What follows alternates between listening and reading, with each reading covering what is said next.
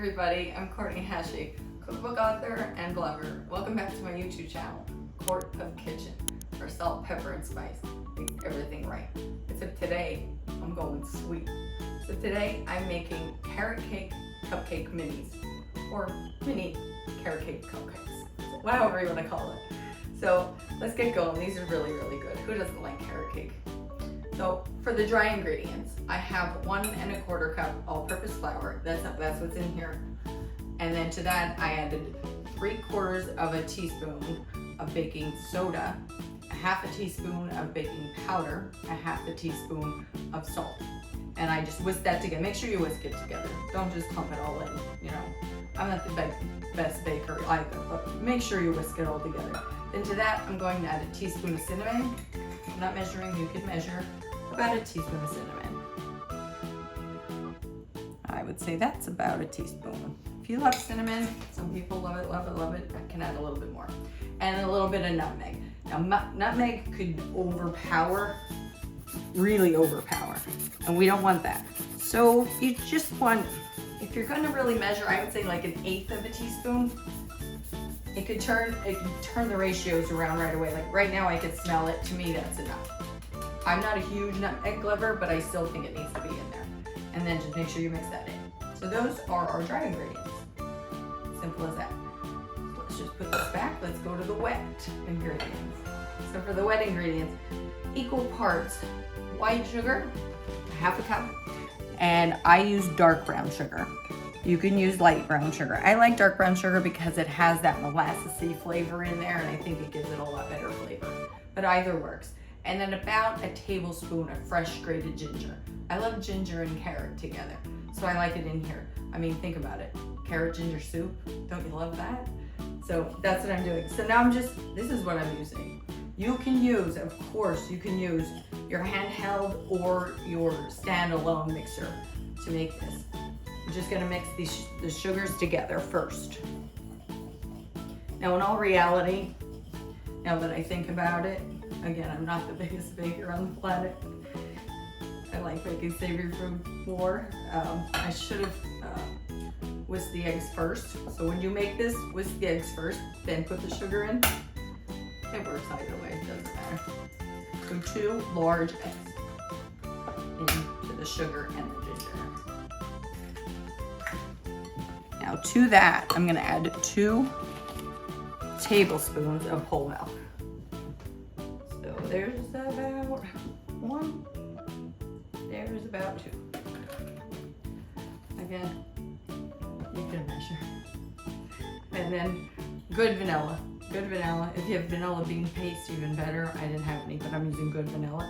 So I like vanilla a lot. So I'm gonna put in what I consider about 2 teaspoons. But at least a teaspoon, teaspoon and a half needs to be in there. Can you put too much vanilla in there? Well, yes, of course you can. Absolutely. But don't go past 2 teaspoons. Then it might throw the flavors off. But yeah, you can put too much of anything in there. Vanilla, yeah. But I like a lot of vanilla. Just like the cinnamon. You can add more cinnamon if you're a cinnamon lover. Don't ever go too far. And then our oil. So this I have to measure. So this I'm putting in 3/4 of a cup of canola oil. Any really neutral oil is good. I'm using canola. I'll put this over here, get this stuff out of our way. So canola oil goes in. Perfect. And then let's whisk this real quick. I'm trying to get the eggs and the oil mixed in. Now again, get out your handheld mixer if you prefer. This really comes together very, very quickly, believe it or not. And the only other thing we're mixing, I think, is pretty crucial, isn't it? That would be the carrots. Okay, look at that. It's already emulsified. The oil is part of the whole thing's coming together. It's no longer separated. It's become one. Voila. Okay. Now our carrots. 1 1/2 cups grated carrots. That's what this is. At this point, I'm gonna get rid of this whisk because it's easier to use a spatula. this is all our wet ingredients. So now we're just gonna put our wet into our dry.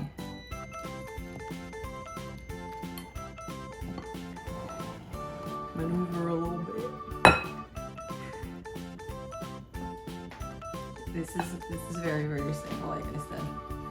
I don't make I'm not a pastry chef by any stretch. Well, I'm not a chef in the first place, but I'm certainly not great with pastry. And I like desserts like this. You don't need a lot of equipment. This comes together pretty quickly, you'll see. Just give me about a minute.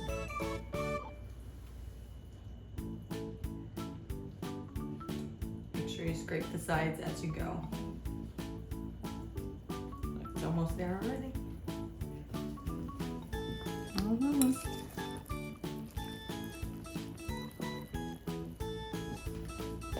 That's perfect. See? What do you bring out the equipment? You don't need heavy equipment. That's it. That's how she rolls. Let's get rid of this. Alright, so that's all done. Our batter, oh, and you can smell that cinnamon and the nutmeg. It smells so good.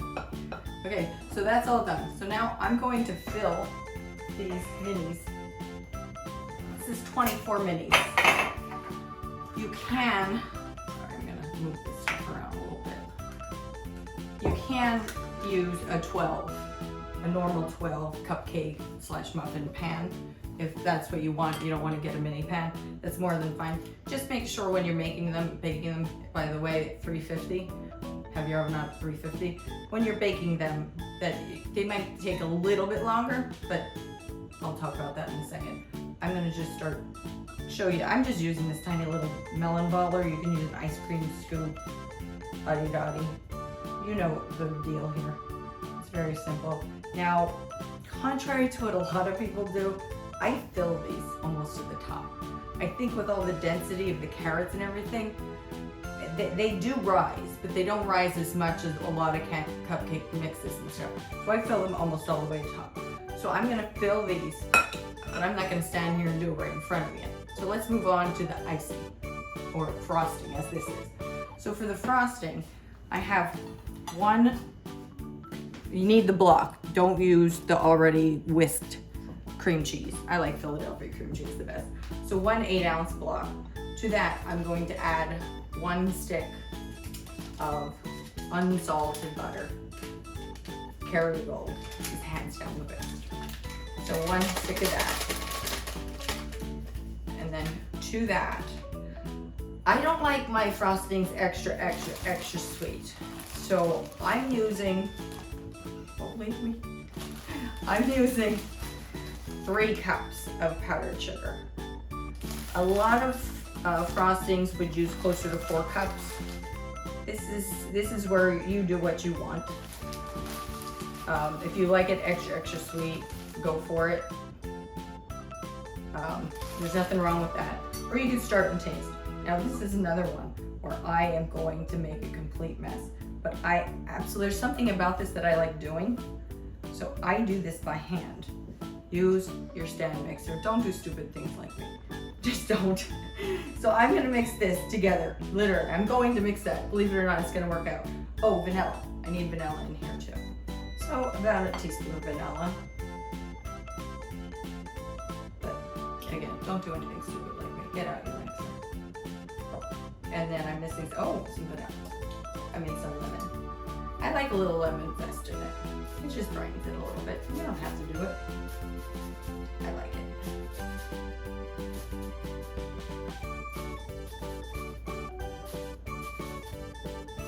So about 1 lemon. You don't need more than that.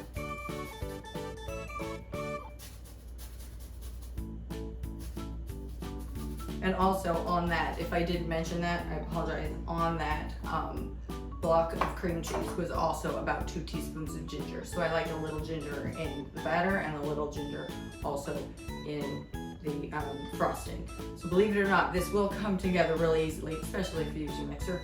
So what I'm gonna do now is I'm gonna fill all these. I'm gonna put it in a 350-degree oven. Check them after even 13 minutes. To me, with my oven, every oven's different. For me, my oven is perfect at 14 but check at 13. If you use a toothpick, they come out right at 13, take them out. They need to rest before you frost, of course. This is butter, it will obviously melt. So because they're tiny, if you take them out of the pan, they could be cool enough in 20 minutes or so. Make them early and let them rest for an hour just so you don't risk it. But at least give them 20 minutes until you can feel that they're cool. So I'm gonna put them in the oven. I'm gonna, believe it or not, make this frosting into actual frosting. When we come back, I'll show you them and then we'll taste them. Here are our little cuties, our carrot cake minis. Love them. Look how cute they are. They really did take, I checked them after 13 minutes in my oven. They were done. And then I rested them. I took them out of the pan and let them rest for 30 minutes because I took them out, when you take them out of the pan, they're so tiny, they're cool. They're cool enough to put the frosting on in that amount of time. If you're used to making the bigger ones, then obviously they need to rest a little bit longer. But that's all I did, and I mean, these things are, I mean, they're perfect. I mean, I don't know, I just talk about many things, especially desserts. You know when you go to a party and get this big honk and they have these huge cupcakes out, people are intimidated to eat one because you can't take a bite out of a cupcake and then leave it there. These, they're gonna eat because who can't eat this little thing? So I'm gonna taste it, even though I know it's really delicious.